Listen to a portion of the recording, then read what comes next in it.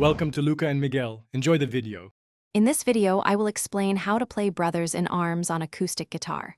Start with the iconic G major chord, then transition to D major. Follow this with E minor and finally C major. This four-chord progression forms the backbone of the song's verse and chorus. Pay close attention to your finger placement and ensure each chord rings out clearly.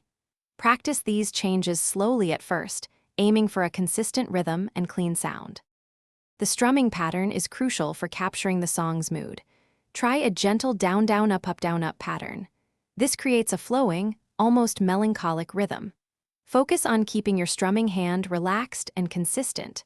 The tempo is relatively slow, around 75 beats per minute, allowing for thoughtful execution of each strum.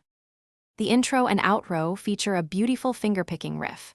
For the G chord, pick the 6th string with your thumb, then the 3rd and 2nd strings with your index and middle fingers.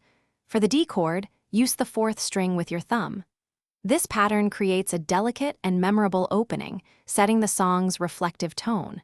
Practice slowly to ensure precision. The song follows a clear verse-chorus structure with a distinct bridge. Pay attention to dynamics, play softer during the verses, and build intensity slightly for the choruses. The bridge offers a chance for a more sustained, powerful feel.